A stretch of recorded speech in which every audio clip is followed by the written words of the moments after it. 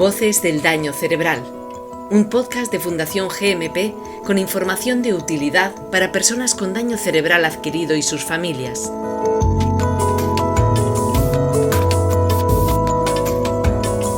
Hola, bienvenidas, bienvenidos a un nuevo capítulo de Voces del daño cerebral, el podcast de Fundación GMP que tiene como fin ofrecer información útil y de servicio público a las personas con daño cerebral adquirido y sus familias.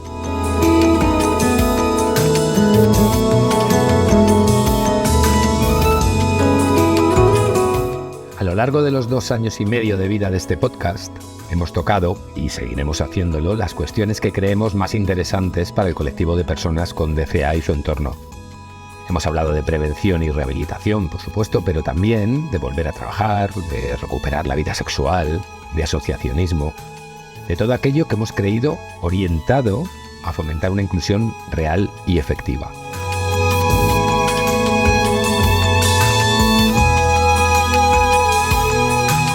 Sin embargo, si hay algo que realmente signifique hacer cumbre en la escalada que supone la recuperación después de un daño cerebral, eso es sin duda alcanzar una vida lo más independiente posible. Para hablar sobre ello, sobre volver a vivir de forma desinstitucionalizada, nos acompañan este mes Rocío de la Rosa, gerente de Fandace y vicepresidenta de FEDACE, y Edith Pérez, coordinadora del proyecto Rumbo en FEDACE, Federación Española de Daño Cerebral. Rocío, Edith, ¿qué tal? ¿Cómo estáis?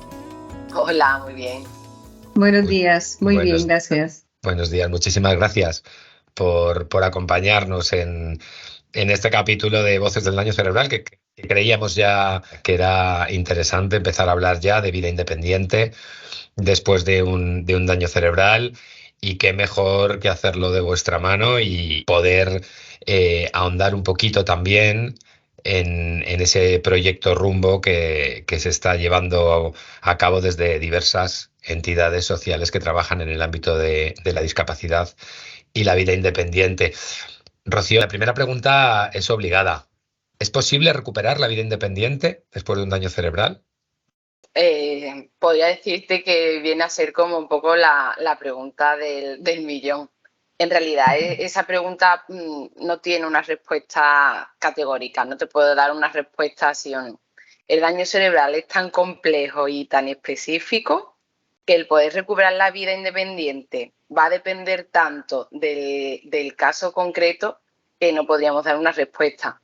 Sí que yo creo que es importante saber distinguir entre recuperar una vida independiente y recuperar la vida que se tenía antes del daño cerebral. Eso hay que tenerlo muy claro. Son cosas muy diferentes y yo entiendo que en principio pues, las personas anhelan tener la vida que tenían antes del daño cerebral. Pero es que hay que ser conscientes de que eso es muy, muy, muy, muy, muy difícil, por no decir casi imposible. Entonces sí que tenemos que dejar muy claro que una cosa es poder tener una vida independiente tras un daño cerebral y otra cosa es recuperar la vida que se tenía antes del daño. ¿Tener una vida independiente después del daño cerebral? Pues por supuesto que sí es posible. Claro que sí lo es, pero claro, que dependiendo del tipo de gravedad, de la secuela, de los recursos de los que disponga la persona, del apoyo familiar, del apoyo comunitario, es que hay muchos aspectos y muchos factores de diversa índole que sería una variable que hay que tener en cuenta para recuperar una vida independiente. Yo creo que en este sentido, pues quizás podríamos hablar más incluso de un cambio de paradigma, veo yo. Vamos evolucionando, obviamente. Hace un tiempo, pues todo se centraba primero y obviamente en salvar la vida de la persona.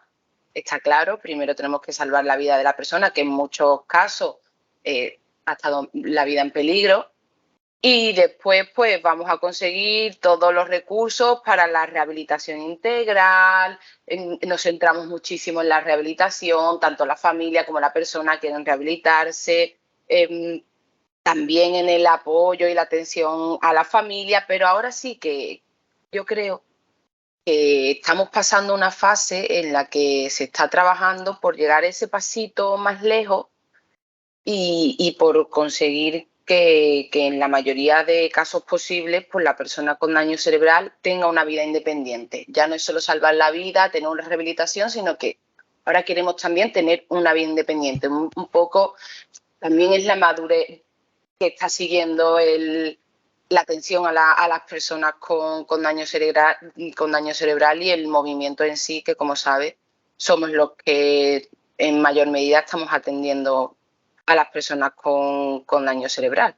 Bueno, y por supuesto, pues todo esto tiene que conseguirse poniendo al alcance de la persona todos los apoyos necesarios. Y teniendo en cuenta que, como nos has explicado, cada caso es diferente, cada tipo de daño es diferente, cada persona es diferente y su entorno también es diferente, ¿cuál sería el itinerario para llegar a conseguir esa vida independiente que si no va a ser exactamente igual a la que tenía antes, si va a ser una vida pues, un poquito más autónoma y en consecuencia un poco más digna? Podríamos decir que, bueno, que lo primero es tener claro que no existe un itinerario tipo como tal, sino que el único itinerario posible es el absolutamente personalizado, basado y centrado en la persona. Tenemos que tener en cuenta que ese itinerario, entre comillas, tiene que ser diseñado centrado en la persona, que no sea la persona la que se adapte a los recursos, sino que se proporcione una respuesta a medida, multidisciplinar, interdisciplinar, flexible, en función de las necesidades de apoyos individualizados que tenga esa persona, siempre teniendo en cuenta sus necesidades y sus demandas. Que la persona sea el centro y la protagonista en todo momento del diseño y de la ejecución de dicho itinerario. Podríamos decir que aunque no exista un itinerario tipo como tal, sí que podríamos señalar, yo creo que algunos puntos de ese itinerario, que sería, por supuesto, un buen diagnóstico. Tenemos que tener en cuenta todas las aristas de la situación de la persona. No solo hay que tener en cuenta sus secuelas o sus necesidades más de rehabilitación. Yo le llamo el diagnóstico 360, que sería 360 grados alrededor de la persona, en el que el foco se ponga sobre la persona y veamos cuáles son sus necesidades con un buen diagnóstico. También debería de ser un itinerario que permita prevenir la institucionalización de la persona. O en el caso de que la persona esté institucionalizada, pues que favorezca la desinstitucionalización de la persona en los casos en que existiera. A veces yo creo que no solo se está institucionalizado en un centro. Y además con este proyecto nos está quedando muy claro. Algunas veces las personas están institucionalizadas en sus propios hogares porque no pueden salir de ellos, o les dan miedo salir de ellos, o no tienen los recursos necesarios para salir de ellos, y al final te das cuenta de que en sus propias viviendas siguen un proceso bastante similar al que se siguen en algunos centros residenciales.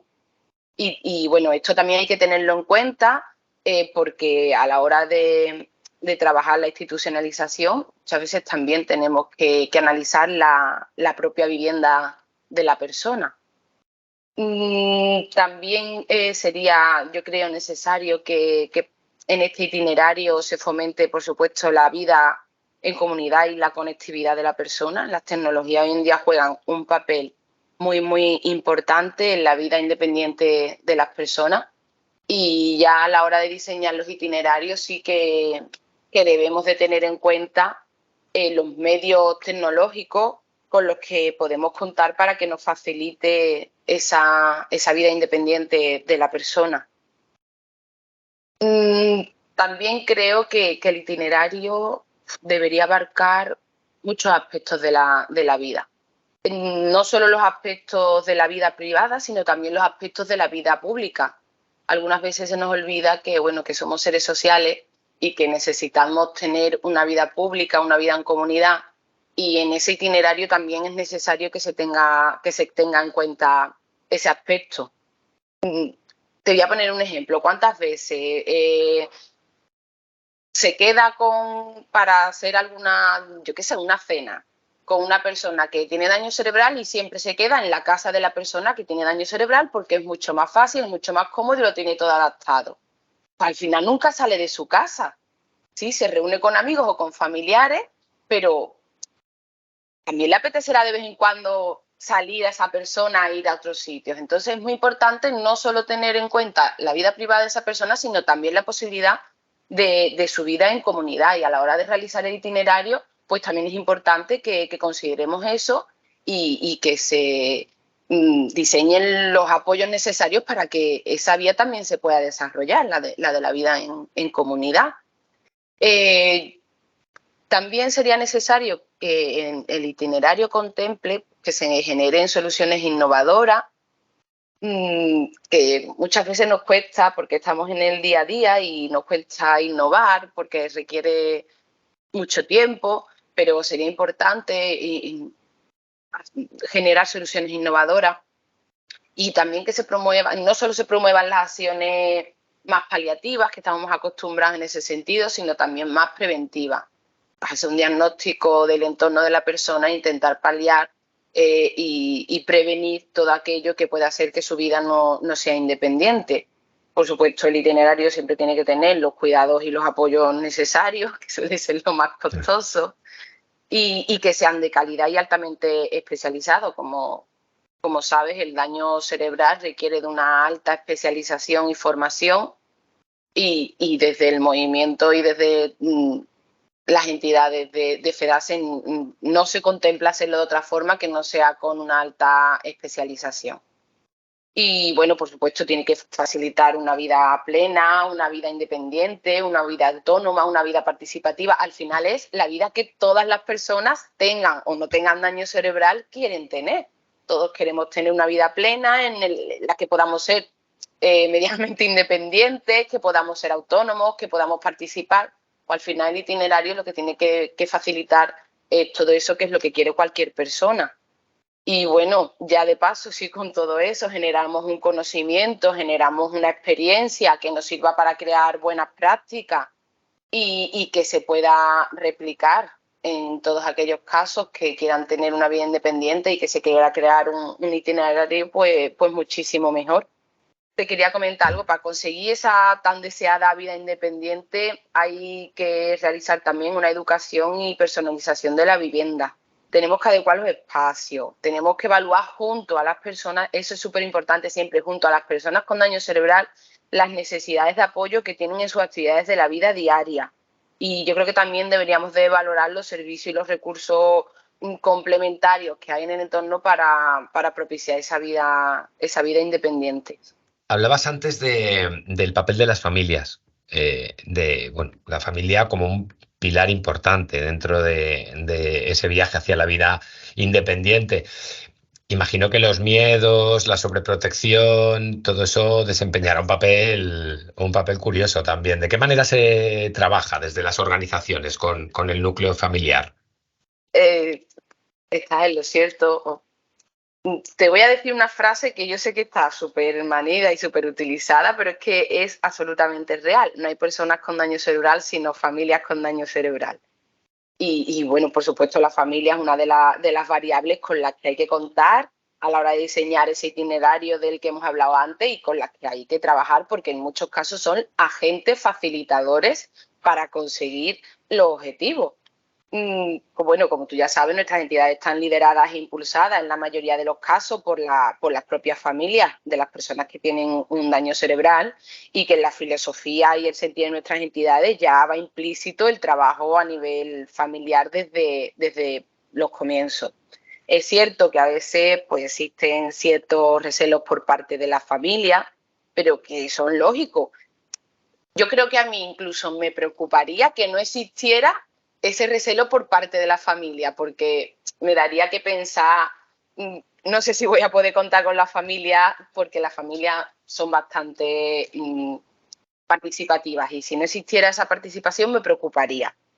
Las entidades del movimiento del daño cerebral, del movimiento FEDASE, son lo que son gracias a las familias que lo están impulsando y al trabajo que se hace con la familia. Entonces, en nuestro ADN ya está implícito el trabajo con la familia desde los inicios y se seguirá trabajando, ya sea en vida independiente o en cualquier otro recurso que prestemos, porque yo creo que pocos recursos ofrecemos, por no decir prácticamente ninguno, en el que no se esté trabajando con la familia de la persona afectada de una o de otra forma. En todas nuestras entidades se realizan formaciones dirigidas a la familia, impartidas por nuestros y nuestras profesionales, se dan sesiones en las que se presta apoyo, terapia, orientación tanto psicológica como social, y tenemos diversos proyectos y programas específicos para el trabajo necesario con la familia. Entonces, a la hora de trabajar este itinerario de vida independiente, tenemos muchos programas complementarios de atención a la familia que nos permiten que las familias comprendan el trabajo que se va a hacer con la persona con daño cerebral y además que lo faciliten y que sean agentes que formen parte de ese cambio. ¿Y los recursos comunitarios, Rocío, qué papel desempeñan? ¿Cómo se puede intervenir para universalizarlos y conseguir pues, que sean accesibles al fin y al cabo para todas las personas? Pues los recursos comunitarios son los grandes olvidados y son los absolutamente indispensables para que la persona tenga un desarrollo completo. Una persona no puede llevar una vida independiente y sin institucionalizar si no cuenta con recursos en su comunidad. Es que es absolutamente imposible, así que los recursos comunitarios juegan un papel fundamental. ¿Cuál es el problema? Pues el problema es que muchas veces, muchas más de las que nos gustaría, pues no existe una coordinación entre los servicios comunitarios o los recursos comunitarios y las entidades que atendemos a las personas con daño cerebral. Y esa falta de coordinación es un hándicap muy importante para el trabajo de vida independiente. Nosotros ahora lo que estamos haciendo y creemos que es muy importante y está dando unos resultados estupendos es realizar mapeos de los recursos comunitarios existentes, un mapeo de la población destinataria de estos recursos, localizar estos recursos, censar cuántas personas hay susceptibles de recibir estos recursos. La verdad es que es súper complicado, porque una vez que sales del entorno de la entidad se te escapa mucho y es un trabajo muy minucioso y muy complicado. Y aunque no lo parezca, aquí enlazo con el codiagnóstico secundario daño cerebral alta hospitalaria, porque si tuviéramos ese código secundario por el que estamos tanto luchando activos, pues posiblemente se nos facilitaría muchísimo la tarea de dimensionar el problema y de que hubiera más coordinación entre los recursos comunitarios y las entidades que prestamos los servicios, porque tendríamos datos y también las personas sabrían que existimos y los recursos sabrían que existimos, porque partimos de que debería de haber una coordinación entre los diferentes agentes. Aquí tenemos que hablar de servicios sociales especializados, que somos las entidades, bueno, en España los servicios sociales comunitarios los llevan las entidades locales, ayuntamientos, diputaciones, etcétera, y los especializados en discapacidad, el 90% prácticamente se presta a través de las entidades del tercer sector, que ahí entramos nosotros. ¿Cuál es el problema? Pues que muchas veces no existe, muchísima, una coordinación entre estos servicios sociales especializados que estamos facilitando las entidades del tercer sector y los servicios sociales comunitarios que facilitan las entidades locales. Y eso habría que trabajarlo mucho a nivel de recursos comunitarios. Después existen muchos otros recursos comunitarios que algunos son más novedosos, otros no, pero que facilitarían mucho y que desempeñan un papel muy importante, que sería pues las comunidades de aprendizaje, las asambleas de participación de las propias personas afectadas. También, como os he comentado, el trabajo coordinado es súper importante. Por ejemplo, con los centros sociales, con los centros de participación, con centros cívicos, con polideportivos, con centros de salud, con ayuntamientos. Todo ese trabajo lo tenemos que impulsar nosotros y lo tenemos que facilitar, porque para la vida independiente de la persona juega un papel muy importante. Y el gran olvidado, que es el ocio inclusivo. nos centramos en que la prioridad es la rehabilitación o la incorporación al mundo laboral o la incorporación al estudio, pero se nos olvida la importancia que tiene el ocio para cualquier ser humano. El ocio y la cultura es muy importante y pasa a un segundo, a un tercer o a no sé qué plano cuando se tiene un daño cerebral. Y es muy, muy importante que el ocio sea un aspecto al que le demos importancia y que lo centremos. Debemos trabajar mucho y formar tanto a las personas afectadas, a la familia, al voluntariado como al entorno en la necesidad de que las actividades tienen que ser inclusivas, las actividades de ocio, y que hay que facilitar ese ocio a la persona con daño cerebral porque si no nunca va a poder tener una vida independiente. Nosotros estamos trabajando mucho los 10 aspectos que hacen que una actividad sea inclusiva, porque muchos agentes locales, que normalmente son los que se encargan de diseñar y organizar las actividades de ocio, no conocen estos aspectos. La mayoría de actividades de ocio que está al fácil alcance de la persona con daño cerebral son diseñadas pues, por las entidades locales, por los ayuntamientos, por las diputaciones o por empresas locales que facilitan el ocio. Este agente no tiene acceso o no tiene la formación necesaria para saber cómo tiene que proyectar ese ocio para que sea accesible al colectivo. Y estamos intentando trabajar en formar a los agentes comunitarios para que creen y organicen actividades que sean accesibles.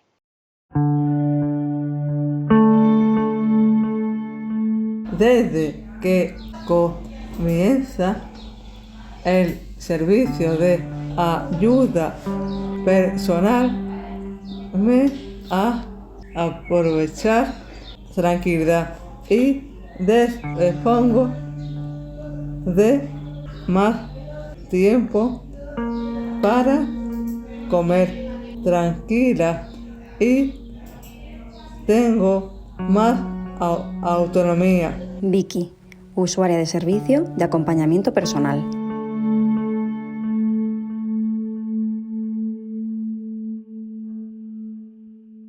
Estoy muy contenta con este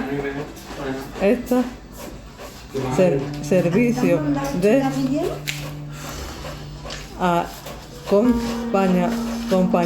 compañeros personal y me gusta compartir más tiempo.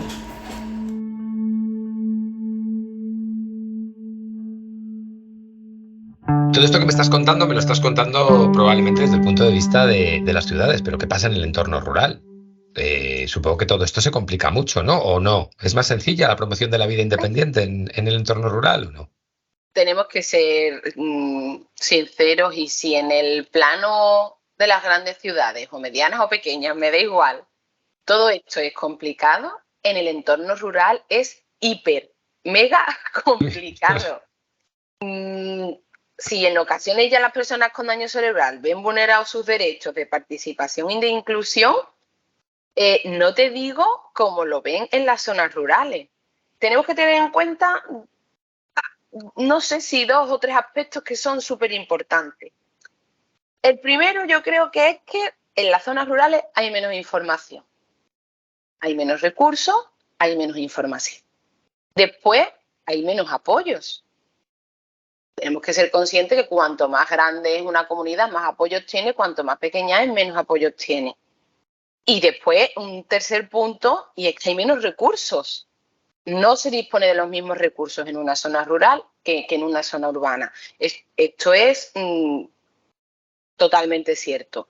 Y después, cuando hablamos de menos recursos, nos referimos que hay menos recursos de rehabilitación, pero también hay menos recursos de atención integral, pero tanto para la persona como para su familia.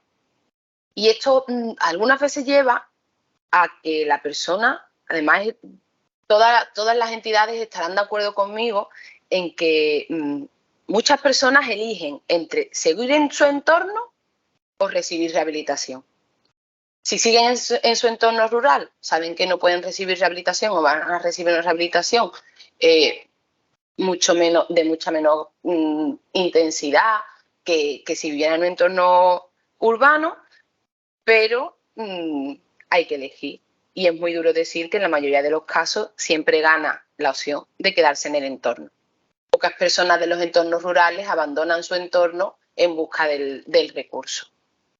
Y esto que pasa a costa de no recibir rehabilitación o de no recibir la atención adecuada. Por eso estamos impulsando y le estamos dando o intentando dar protagonismo al papel que pueden jugar los servicios sociosanitarios de proximidad. Y es intentar facilitar ciertos servicios sociosanitarios que estén en el entorno próximo de las personas que viven en entornos rurales. Esto nos está resultando muy, muy, muy difícil. La verdad es que las personas usuarias están colaborando muchísimo, sus familias están colaborando muchísimo, los ayuntamientos están colaborando con nosotros muchísimo en zonas rurales, facilitando espacios. Hay una colaboración bastante potente, pero nos estamos encontrando con un hándicap que es encontrar profesionales que puedan impartir estos servicios en las zonas rurales, y sobre todo en comunidades que son muy grandes y que requiere de hacer muchísimos kilómetros. Ya no solo el coste económico que esto tiene, que tiene un gran coste, pero bueno, si se quiere apostar por la vía independiente y se quiere apostar por llevar los recursos a las personas con daño cerebral que viven en zonas rurales, somos conscientes de que hay que hacer una apuesta fuerte en este sentido. Pero es que nos está costando muchísimo encontrar a profesionales que tengan la formación que requiere el atender a personas con daño cerebral y la experiencia que requiere atender a personas con daño cerebral, que ya de por sí es complicado, pero ya encontrarlo en las zonas rurales es prácticamente imposible, porque la verdad es que cuando los profesionales que viven en zonas rurales se forman y adquieren cierta experiencia, se van de las zonas rurales. Y muchas veces es más el tiempo que están en carretera yendo a las zonas rurales que el tiempo que después están con la persona usuaria. Y eso complica bastante la atención en las zonas rurales. Pero vamos, que nosotros no desistimos, que estamos llevándolo a cabo. Estamos ahora mismo con una experiencia de uno de los paquetes del proyecto Rumbo y estamos atendiendo a muchas personas en entornos rurales, pero sí que está siendo muy complicado y una de las cosas que sacamos es, sobre todo lo más complicado está siendo los recursos humanos, encontrar personas que impartan estos servicios y la gestión de los mismos. ¿Y cuál es el plan? Quiero decir, ¿cuál es el plan para encontrar a este personal especializado? No tanto para encontrarlo, pero sí para incentivar que se queden en los entornos rurales, ¿no? Porque esto tiene pinta de ser el cuento de nunca acabar. Eso sería encontrar la panacea universal y la verdad es que es bastante complicado. Ahora mismo lo que nos está yendo bien es que nos está facilitando esto o haciéndolo menos difícil la forma de organizarnos. Como te he comentado, hemos llegado a acuerdos con algunos ayuntamientos que nos están prestando unos espacios que son intermedios, que a la persona que va a trabajar no le coge tan lejos y a las personas usuarias tampoco. A lo mejor no va de pueblo en pueblecito, pero sí hemos encontrado un pueblo mediano en un punto intermedio al que a las personas usuarias les coja 10-15 minutos y al trabajador pues le facilita esos transportes o traslados, por ejemplo. Al final viene a ser imaginación, porque claro, como lo que está a nuestro alcance es eso, echarle imaginación, gestionar, diseñar de forma que facilite todo esto, pero que al final esto va a estar en manos de las administraciones, que son las que tienen que impulsar el desarrollo rural y el cambio de tendencia de abandono de las zonas rurales. Y en este sentido, todos estos puntos que hemos estado viendo acerca de la vida independiente de las personas que han sufrido un daño cerebral adquirido. En ese sentido, decía la Federación Española de Daño Cerebral, en alianza con con otras entidades del tercer sector, como pueden ser COCENFE o ASPACE o PREDIF o la Confederación Autismo España, están desarrollando el proyecto Rumbo. Edith Pérez, tú que eres coordinadora del proyecto dentro de la Federación Española de Daño Cerebral, ¿cuál es la finalidad de Rumbo? Bueno, buenos días. En principio, este proyecto tiene una gran finalidad. Realmente lo que se busca es crear un nuevo modelo de atención al apoyo de la autonomía personal y cuidados de personas con discapacidad. Yo quiero aprovechar y resaltar y decir que, primero, es un proyecto bastante ambicioso, es una gran oportunidad que se nos está brindando a varias entidades de la discapacidad a poder trabajar en conjunto con una única visión y aunque es bastante complejo, difícil, yo creo que es bastante acertado la proyección que se le está dando. Mencionar es importante que es un proyecto piloto el cual está financiado por el Ministerio de Derechos Sociales y Agenda 2030, ligado a los fondos del programa Next Generation y con cargo al Plan de Recuperación, Transformación y Resiliencia. Es importante, como bien mencionabas antes, son 5 entidades de la discapacidad, pero realmente somos 22 entidades por 5 comunidades autónomas las que estamos ejecutando este proyecto. Comentar que desde FEDACE se está trabajando a nivel de territoriales de Andalucía y de Galicia. Y de las otras entidades, bueno, hay bastante gente trabajando en ello. Mencionar también, para que nos ubiquemos un poquito, en dónde se está realizando este pilotaje. Estamos en Andalucía, en Aragón, en Cataluña, en Castilla y León y en Galicia. El objetivo, vuelvo y menciono, es prevenir la institucionalización de las personas con discapacidad. En el caso nuestro de FEDACE, pues como sabemos, es una entidad estatal, es declarada de utilidad pública y su objetivo, como bien mencionaba Rocío hace un momento, es apoyar a las personas con daño cerebral adquirido y sus familias. Estamos realmente trabajando con muchas de nuestras entidades en esta primera fase del proyecto y pues bueno, es un proyecto que dura 3 años, empezó en el 2022, nos queda 2023, pero esperamos a finales del 2024 de manera conjunta poder dar pautas, recomendaciones de todo lo recogido durante todo este proceso que estamos llevando a cabo en este gran proyecto.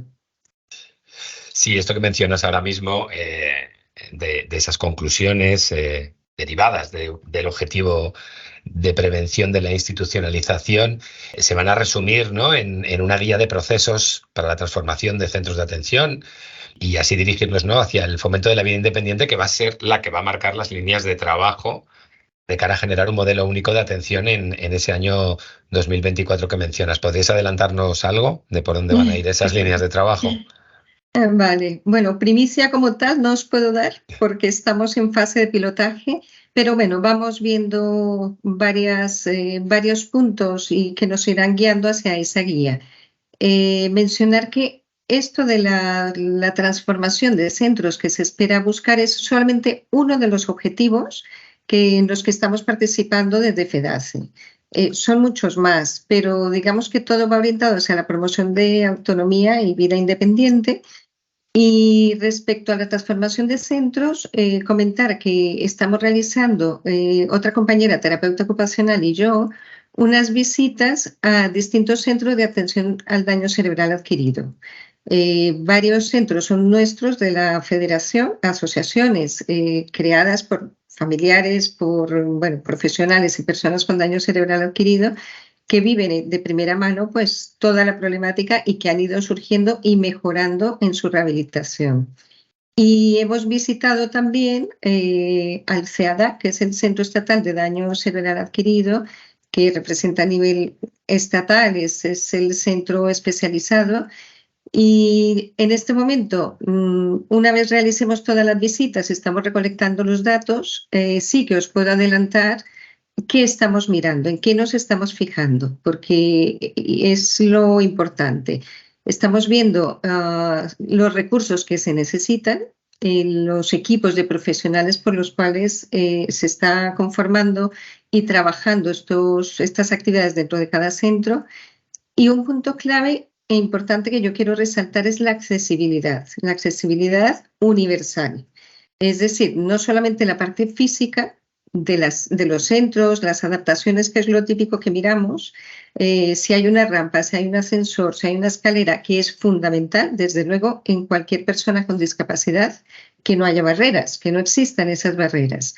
Nos estamos fijando también en los tipos de actividades que realizan, cómo se hace la rehabilitación. La rehabilitación no tiene que ser, y de hecho no lo es, y lo que vamos encontrando nos alegra mucho, que es una rehabilitación más orientada hacia el acceso a la comunidad.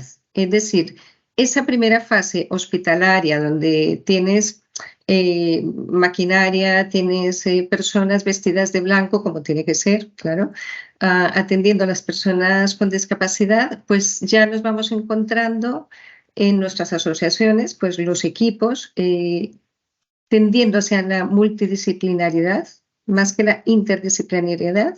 Esto también es importante comentarlo. Y la realización de actividades fuera de la asociación, fuera del centro, lo cual sí que te acerca realmente tanto a la persona con discapacidad, a la persona con daño cerebral adquirido y a la familia, a su entorno. Señalar también los aspectos de accesibilidad cognitiva, la gran importancia de la señalización correcta, completa, clara. También decir que contamos con la asesoría de una empresa externa experta en accesibilidad, lo cual entre las visitas, lo que hacemos y nuestros macroinformes nos está guiando un poco hacia qué vamos a proponer en ese modelo. Y esperamos desde FEDACE pues, poder hacer grandes aportaciones recogida de las personas que lo están viviendo actualmente y en quienes está en mano la rehabilitación del paciente, digamos, subagudo y crónico, ¿no? Y dentro del proyecto hemos estado investigando y hemos visto que hay dos grandes puntales, ¿no? Que son, por un lado, los títulos formativos en los que estáis trabajando, tanto para usuarios y usuarias como para familiares, profesionales y personas cuidadoras, ciclos de formación. Y, por otro lado, un servicio de orientación jurídica que sirva para resolver esas dudas legales que puedan surgir en cuanto a vida independiente. ¿Puedes contarnos un poquito más sobre estas dos líneas de actuación? Por supuesto, sí. Vamos por partes. Bueno, lo primero decir que FEDACE le interesa y trabaja y lucha por que la información sobre daño cerebral adquirido, recursos, etcétera, llegue de primera mano a quien lo necesita, es decir, a las personas con daño cerebral adquirido y a sus familias y profesionales, desde luego. ¿Qué estamos haciendo? Organizando distintas formaciones, unos llamados ciclos formativos y otros, pues, formaciones un poquito más con más horas, más complejas, primero para nuestro colectivo, digamos, para el movimiento asociativo, pero también abierto a todas las personas con daño cerebral adquirido que de momento no nos conocen, no han llegado, pero que van llegando. Pensamos que se pueden beneficiar y son los primeros... son nuestros primeros, digamos, entes necesarios pues, con quien queremos actuar. ¿Cómo manejamos estos ciclos formativos? Es verdad que lo estamos haciendo de manera online porque es una manera de poder llegar a más personas y, por ejemplo, como se mencionaba anteriormente, a personas de medio rural o personas que tienen dificultad, aunque vivan en una ciudad, pero de llegar a un centro de rehabilitación o a una asociación, poder conectar desde su casa o desde el ayuntamiento, en el caso de actividades que se estén haciendo ya un poquito más intermedias en espacio. Los temas, bueno, sobre todo, toda la parte de autonomía personal, vida independiente, la importancia del empoderamiento en el caso de personas que tienen esa capacidad para poder decidir o para poder participar de manera más activa. Somos conscientes que hay personas con daño cerebral adquirido cuyas secuelas pues, son muchísimo más graves y esta parte del proyecto pues no puede ser para ellos, pero sí para sus familias. Aprovecho para recordar que el daño cerebral adquirido en España casi hay 500.000 de personas con daño cerebral adquirido y cada año se registran 120.000 nuevos casos. Entonces, sabemos que es una población bastante alta. El 84% suele ser más por ictus y el 16% restante por otras causas, como traumatismos craneales. Estos pueden ser o bien por accidentes laborales o por accidentes de tráfico, por tumores, por infecciones, por anoxias, bueno, etcétera. De esto hay que saber, las personas y familias lo viven en el día a día, pueden quedar secuelas, que pueden ser físicas, sensoriales, de comunicación, de comprensión, cognitivas, etcétera. ¿Por qué me paro un poco en esto? Porque el 89% de los casos suelen generar dependencia, con lo cual, desafortunadamente, pues hay bastantes personas que requieren de ayuda de sus familias o de otros recursos externos. Pero en ningún caso esto quiere decir que no puedan retomar y hacer una vida autónoma adaptada, ¿no? Que era lo que comentaba Rocío anteriormente. Igualmente no puedes recuperar toda tu vida inicial. En la mayoría de casos no, puntualmente algunas personas puede que sí, pero no significa que la vida no se pueda adaptar, que es lo que está buscando uno de los tantos proyectos como es este del proyecto Rumbo.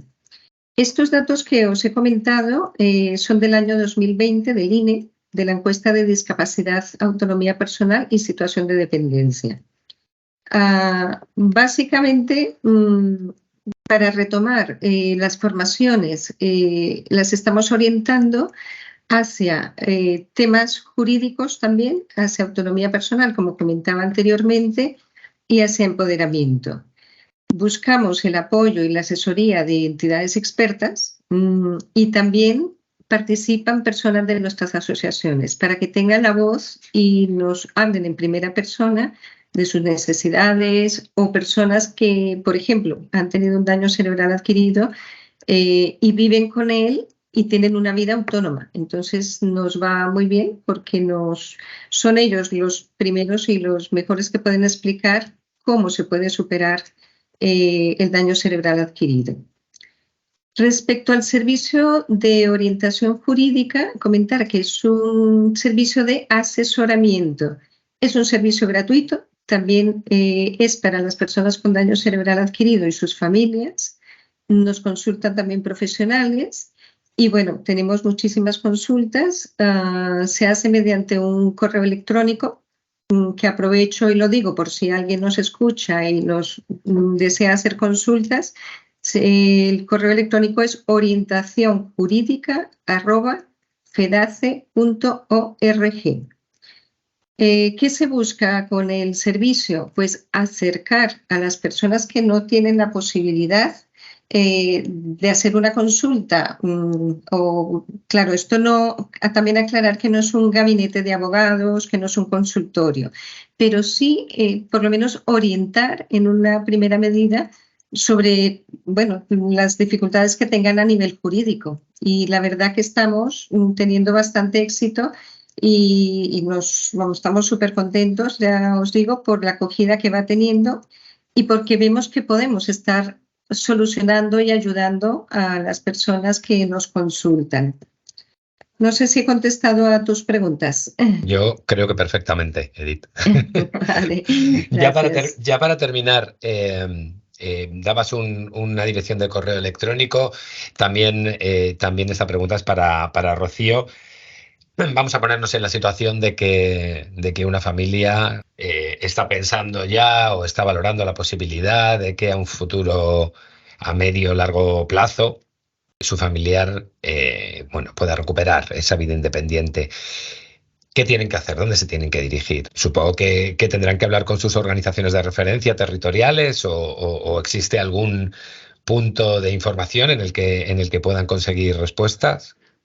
La experiencia nos dice que las entidades de daño cerebral están altamente profesionalizadas y especializadas y nosotros recomendamos que acudan a su entidad de referencia. En todas hay trabajadores y trabajadoras sociales que van a saber cómo trabajar con los servicios sociales comunitarios para darle una respuesta a las necesidades de esta persona o de esta familia. Edith, no sé si querías tú añadir algo más. Sí, yo quería comentar también que, bueno, que una primera instancia, cuando las personas están en el hospital, esa primera fase que es tan dura, algunos sitios cuentan pues con asesoría, o muchas de nuestras personas de las asociaciones van e informan o sí dan información pues para que no se queden estas personas a la espera de qué va a pasar después, porque el tiempo de rehabilitación no es indefinido. Entonces, cuando pasan a ese siguiente recurso, tenemos las asociaciones que actualmente contamos con 48 por todo el territorio nacional, y luego la Federación Española de Daño Cerebral, mencionar que como tiene su página web, allí estamos abiertos a resolver todas las dudas, a orientar todo el tema de los recursos, nos llaman bastante y es una vía de encuentro. Entonces también pues como referencia sí que os diría de consultar la página web, nos podéis llamar, escribir y hacer todas las consultas. Incluso el mapa de recursos que aparece, ¿no?, en la página web, por si hay familias que no tienen controlada cuál es su organización de referencia, ¿no?, a nivel territorial. Ahí está también un mapa de recursos donde pueden encontrar toda la información. Exactamente. Yo quería, si me permites, mencionar una última cosa del proyecto Rumbo, recordando que estamos 5 entidades de la discapacidad y que una de las líneas transversales que estamos trabajando cada uno es en la figura del asistente personal. Esto yo creo que también es novedoso, bueno, no es nuevo, pero dentro del proyecto es novedoso porque lo estamos trabajando de manera coordinada las 5 entidades. Y es algo que, respondiendo a tu primera pregunta, sería una de los matices y líneas que tendríamos que poder ser capaces, y que lo seremos, de hacer en la propuesta del nuevo modelo. Es decir, incluir esta figura dentro de la cartera de servicios, ampliar la cartera actual. Gracias. No, gracias a vosotras. Yo creo que nos vamos con mucha información acerca de vida independiente y sobre todo de las necesidades que tienen las personas usuarias, las necesidades que van a tener las familias, y de ese proyecto Rumbo que esperamos que sea un cartucho de dinamita para fomentar esa desinstitucionalización del colectivo de personas con daño cerebral. Rocío de la Rosa, gerente de la Federación Andaluza de Daño Cerebral, vicepresidenta de FEDACE, y Edith Pérez, terapeuta ocupacional y coordinadora de este proyecto Rumbo. 1.000.000 de gracias por acompañarnos en este capítulo de Voces del Daño Cerebral. Gracias a vosotros. Muchas gracias a vosotros. Muchas gracias, hasta pronto.